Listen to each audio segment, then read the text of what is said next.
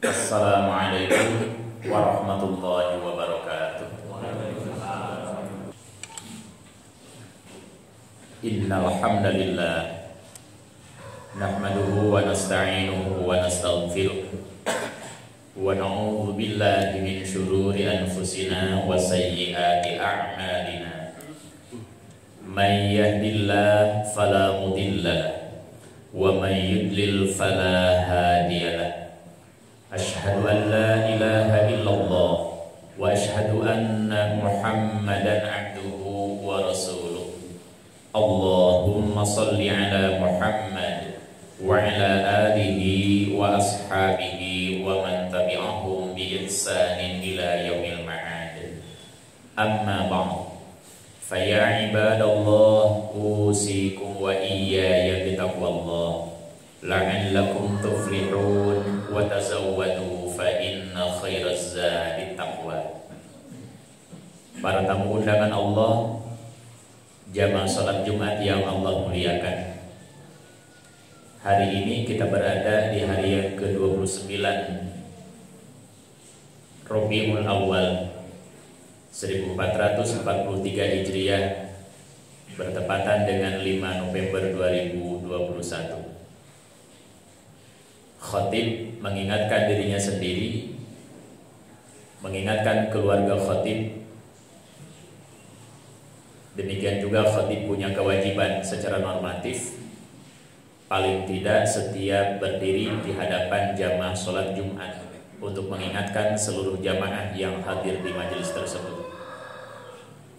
Demikian juga khatib harus mengingatkan seluruh jamaah yang berada di majelis yang sama agar fokus dan perhatian pada konten khutbah, agar nanti bisa menyampaikan kepada siapapun yang tidak hadir di majelis tersebut. Hal ini sangat perlu untuk dikatakan, dibahasakan secara langsung, karena Rasul pun demikian ketika berhadapan dengan para sahabatnya. Ala liyuballighu syahid minkumul ghaibah. Wahai sahabatku, kalian yang duduk berada di majelis taklim bersama Nabi pada saat itu, kalian punya kewajiban untuk berdakwah lagi kepada orang lain atas apa yang disimak dari majelis Rasul. Jadi sangat mudah melogikakan, jangan sampai kita ketika berada di majelis khutbah, di majelis pengajaran itu, kita membagi perhatian kepada kegiatan yang lain. Ada yang ngantuk, tidur, ngobrol, dan lain sebagainya. Inilah wasiat khatib pada mimbar yang mulia ini kepada dirinya sendiri dan kepada kita semuanya. Jamaah yang Allah muliakan, pada momentum khutbah kali ini ada beberapa hal yang harus kita perhatikan. Yang pertama, kita masih berada di bulan Rabiul Awal, ada yang mengatakan demikian, atau Rabiul Awal, bulan ketiga. Rasul Shallallahu Alaihi Wasallam pada bulan tersebut melakukan hijrah. Jadi hijrahnya Rasul itu bukan pada bulan Muharram, tapi pada bulan ketiga, yaitu Rabiul Awal. Dari mana Rasul pindah? Dari Makkah ke Madinah. Kenapa Rasul pindah? Rasul tunduk kepada petunjuk Allah, kepada titah Allah, selain ada sebab-sebab normatif yang lainnya. Masyarakat Makkah Hesengawarona sudah didakwahi selama 13 tahun dengan konten yang sama, yaitu konten agar mengesahkan Allah, mengakui ketuhanan hanya kepada Allah, mengakui Allah Rabbul Alamin hanya satu-satunya Tuhan, digandengkan dengan petunjuk untuk mengakui bahwa Muhammad bin Abdillah bin Abdul Muttalib itu sebagai Rasul Allah. Itu 13 tahun dileukeunaan ku Rasul, mung sakedar ngadakwahkeun pancang keagamaan. 13 tahun tidak tanggung-tanggung. Belum berbicara hal yang lain, tapi menancapkan pondasi keberagamaan, pondasi keagamaan, pondasi agama, yaitu ketauhidan. Kemudian ada juga sebab yang lain. Rasul terus-menerus diintimidasi, dikepung. Karena itu tantangan dakwah jihad di zaman Rasul itu asli taruhannya nyawa. Jangankan dari orang lain yang tehir tewalahir, hingga pamannya sendiri menjadi penantang, menjadi pengganggu, menjadi ranjau atas berjalannya dakwah Rasul. Jadi kalau dibandingkan dengan dakwah di akhir zaman, sangat-sangat tidak seimbang. Saya sering dalam mimbar yang bebas mengingatkan, khatib Jumat yang mana yang dilempari sendal jepit saja oleh jamaah karena tidak suka kepada konten tersebut di akhir zaman? Tidak ada. Dalam arti dakwah di akhir zaman itu hampir tidak ada tantangan. Tantangannya adalah sesungguhnya bukan dari eksternal, tapi dari internal kita masing-masing. Malu menyampaikan Islam, ragu menyampaikan kebenaran, hingga takut menyampaikan apa adanya dari Al-Quran dan As-Sunnah. Paling oke tantangan yang ditewak, dipenjara, diintimidasi dalam bentuk yang lain, disingsiunan, diancam lewat WA, lewat SMS. Tidak seberapa dibanding dengan tantangan yang dihadapkan kepada para nabi dan rasul. Oleh karena itu, sangat tidak rasional ketika kita umat akhir zaman mengakui sebagai umat nabi, tetapi kita sedikit pun masih belum jelas di mana titik kesetiaan kita kepada Rasul sallallahu alaihi wasallam. Hanya diajak untuk bermajlis ba'da salat subuh, tidak akan lama, paling juga 10 menit, 15 menit. Tapi kita bisa melakukan evaluasi. Berapa masjid yang melakukan dakwah ba'da salat subuh dan ba'da zikir, ba'da ngadu'a, walaupun hanya menyampaikan sepotong ayat. Nah, apabila oleh kita dipositifkan, paling tidak sejak hari ini kita dibangkitkan semangat kita untuk terus transformasi ajaran Allah dan Rasulnya lewat majelis-majelis seperti ini, maka insya Allah kita tidak akan terlalu terbelakang dalam hal keilmuan, demikian juga dalam hal keberagamaan kita semuanya. Tapi masalahnya, sekali lagi, masalahnya kembali kepada kita masing-masing. Berapa orang yang disiplin sholat subuh berjamaah di masjid? Baik itu di musola, termasuk di masjid yang lebih besar. Itu pertanyaan besar.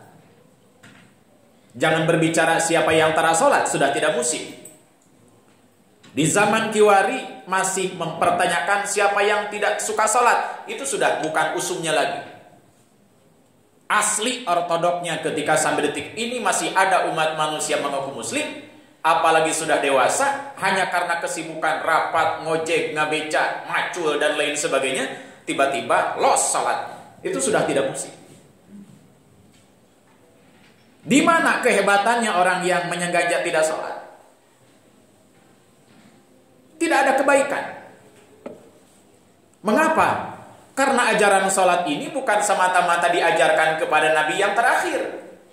Nabi Isa alaihi salam saja diwasiati perintah sholat oleh Allah disandingkan dengan perintah zakat. Sebagaimana Allah mengungkapkan pada surah Maryam ayat 31. Wa ja'alani mubarakan aynama kuntu wa awsani bis salati waz zakati ma dumtu hayyan. Kata Nabi Isa, dialah Allah yang telah memberikan keberkahan dan memberkahi aku dimanapun aku berada.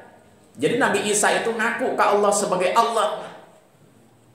Karena itu orang melakukan intimidasi kepada Allah dan Nabi Isa jika ada orang sampai detik ini masih mengatakan Nabi Isa sebagai anak Allah. Kalau dalam bahasa lokalnya itu ya kurang sopan. Tidak sopan orang yang mengatakan Nabi Isa itu sebagai anak Allah. Masa anak Allah kudu salat? Masa Tuhan harus salat dan harus zakat?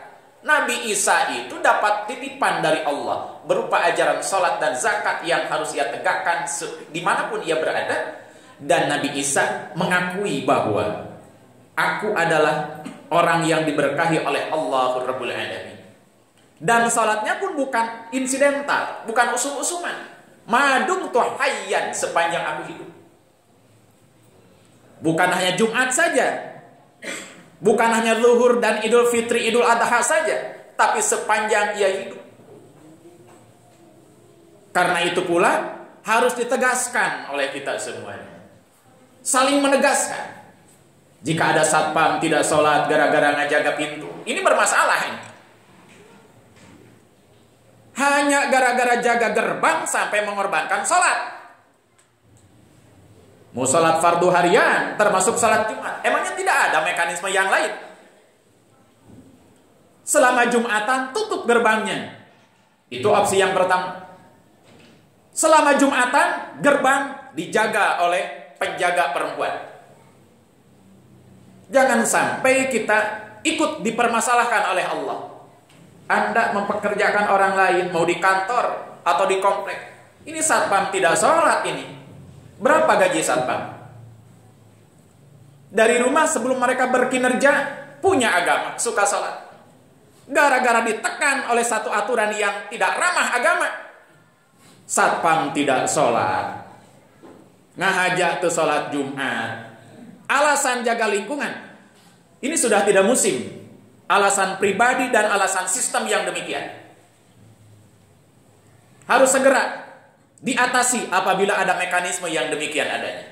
Ada aturan yang demikian adanya. Orang lain kok dirontokkan agamanya gara-gara kita ingin tenang. Siapa yang bertanggung jawab untuk mengkoordinasikan para petugas keamanan itu? RT, Karang Taruna, atau komunitas, PT, CP, dan lain sebagainya. Harus segera diatasi. Jangan sampai kita enak zikir, sujud, ruku, iktidal, berdoa, ngaji, sholat. Ternyata di belakang kita ada umat yang korban kebijakan kita secara kolektif. Hadirin yang Allah muliakan. Ini harus ditegaskan. Yang kedua, kenapa kita harus melakukan transformasi ilmu dari waktu ke waktu yang berbasis Al-Quran dan As-Sunnah? Baru-baru ini ditemukan di satu wilayah binaan ada orang yang rumahnya itu nenggang. Apa itu nenggang? Jauh dari Karageman. Nenggang. Indikator yang kedua, ia tidak kelihatan di barisan-barisan pengajian. Tak pernah ketinggal. Tapi di identitas Islam, di KTP Islam. Lalu yang ketiga, tidak kelihatan oleh warga dia berada pada barisan sholat berjamaah di masjid manapun juga. Kemudian indikator yang keempat, dia tidak kelihatan di barisan sholat Jumat. Pasca dienakeun, datang seorang paman ke rumahnya. Wahai keponakanku, aku tolong dong. Mau minjam uang. Bukan minta, mau minjam uang. Dijawab oleh si keponakan yang rumahnya nenggang itu. Man, da saya mah geus beda keyakinan jeung paman. Loh, naon maksudna? Saya sudah beda agama dengan paman. Ngejenghok tak si paman. Yang benar ini. Setelah itu dia minta kesaksian. Mana buktinya? Setelah itu ia memberikan bukti bahwa di rumahnya itu ada Alkitab yang dijadikan rujukan.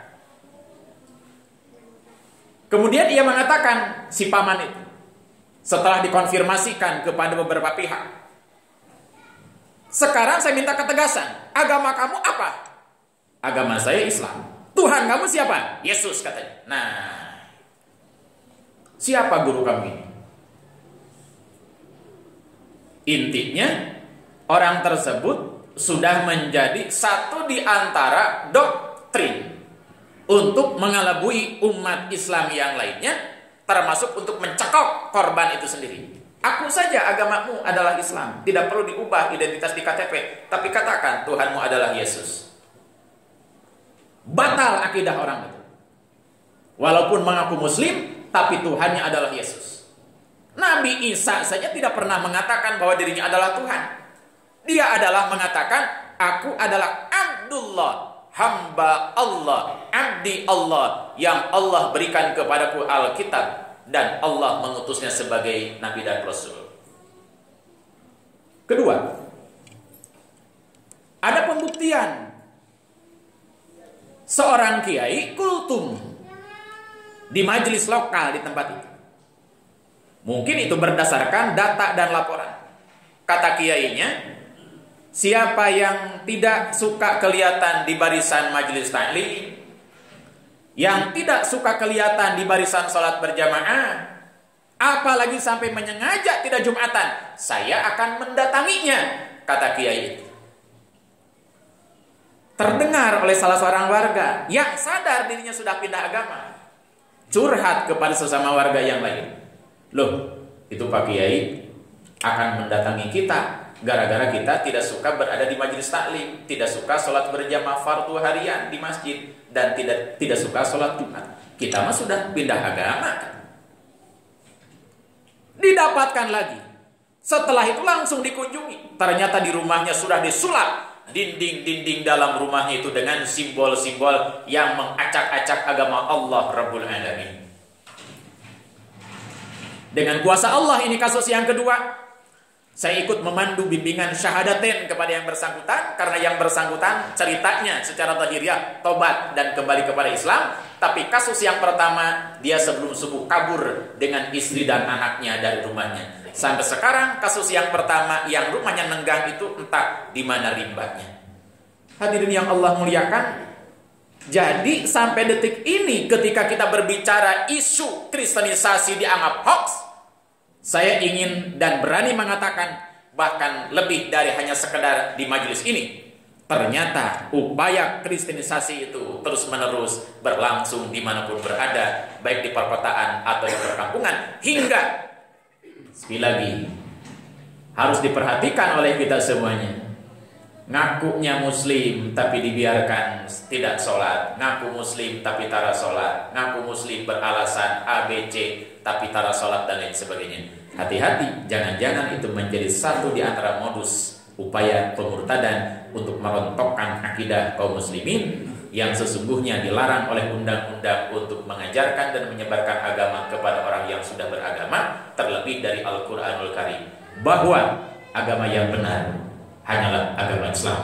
Dengan demikian, siapapun yang mencoba untuk membujuk dan merayu umat Islam dengan apapun, dengan secara verbal, dengan secara lantang, terus terang, atau secara silent, sembunyi-sembunyi, maka itu sesungguhnya sudah melanggar. Satu, melanggar aturan Allah, mengobok-obok orang yang sudah jelas beragama Islam. Yang kedua, bertentangan dengan konstitusi.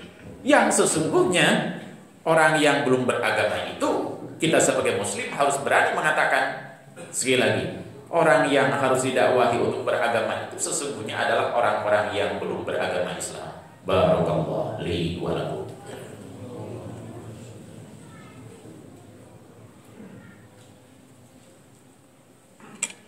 Alhamdulillah, wasi'a rabbuna kulla syai'in ilma.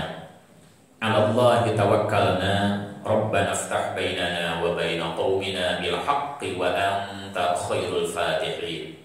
Asyhadu an la ilaha illallah al-malikul haqqul mubin, wa asyhadu anna Muhammadan abduhu wa rasuluh sadiqul wa'dil amin. Allahumma salli ala Muhammad wa ala alihi wa ashabihi wa man tabi'ahum bi ihsanin ila akhir zaman.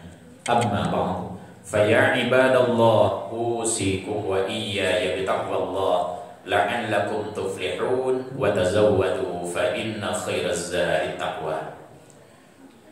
Momentum hijrah itu apabila kita mau menurunkan secara sporadis menjadi sebuah bukti yang nyata, bagaimana upaya kita untuk beralih kebiasaan dari biasanya habis sholat Jumat jangankan baca istighfar, bawa-bawa kadang waktu tepati sadar kita salam kaji salam kedua kilang bara zikir berdoa salam bandian Jumat. Itu jika melihat sebagian kebiasaan kita, harus diakui oleh saya dan oleh kita semuanya. Nah, implementasi dari belajar konsep hijrah Saya ingin mengajak kepada semuanya tanpa kecuali sejak hari ini. Mari kita buktikan dari kebiasaan yang minimalis kurang baik itu. Habis sholat Jumat, selesai salat langsung keluar. Emangnya apa kepentingan yang sesungguhnya sampai terbirit-birit keluar dari tempat sujud Jumatan? Nah, kita buktikan sejak hari ini lewat masjid yang mulia ini. Diam sejenak, berzikir, baca istighfar, baca tahlil, kemudian baca Allahumma ajirna minan nar, Allahumma antas salam, Allahumma la mani'a, dan seterusnya. Insya Allah saya husnudzon hafal semuanya. Setelah itu membaca tasbih 33 kali, membaca alhamdulillah 33 kali, membaca takbir Allahu Akbar 33 kali, tutup lagi dengan tahlil 1 kali. Setelah itu berdoa. Doakan diri sendiri, doakan orang tua, doakan keluarga, doakan muslimin dan muslimat, dan doakan orang kafir agar mendapatkan hidayah dari Allah Rabbul Alamin. Jika ini terbukti sejak hari ini, Jumat yang lain, Jumat yang akan datang, ba'da salat yang lain, maka insya Allah kita sudah dapat nilai dari memperingati hijrah Rasul dan memperingati kelahiran Rasul. Tapi jika masih seperti itu juga, habis sholat Jumat, likum-likum gajleng.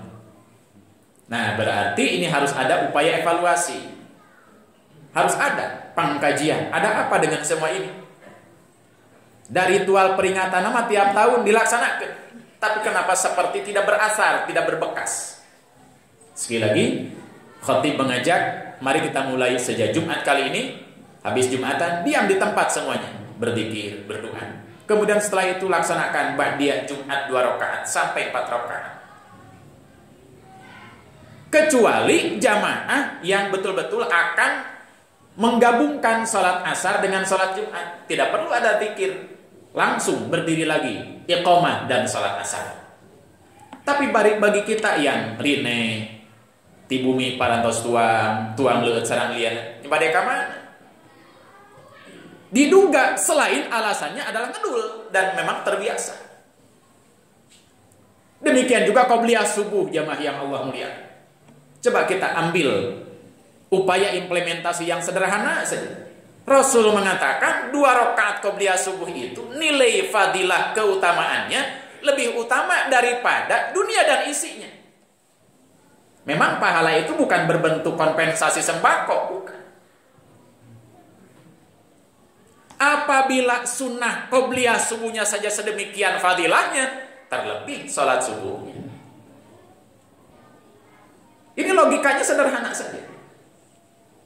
Dan ini pun akan menjadi indikator keberhasilan kita memperingati tiap tahun Rajaban, Muludan, Muharraman, Nuzulul Quran, Tabligh Akbar, dan lain sebagainya. Jika minimal 2 hal saja kita buktikan sejak hari ini. Ba'diyah Jumat. Yang kedua, besok atau sejak besok melaksanakan qobliyah subuh.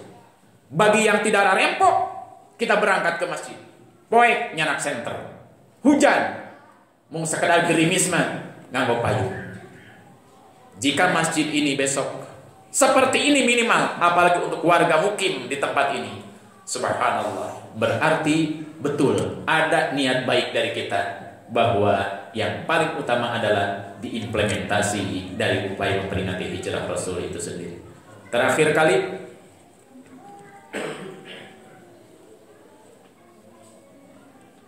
hari ini mari kita sama-sama yakinkan kembali bahwa dakwah dengan dasar tauhid, apapun bentuk awal startnya di mana dan siapapun yang menjadi target, ini harus terus-menerus oleh kita dilakukan, paling tidak lewat pembinaan setiap ba'da sholat oleh para pengurus DKM, para pemuda secara bergantian dan lain sebagainya.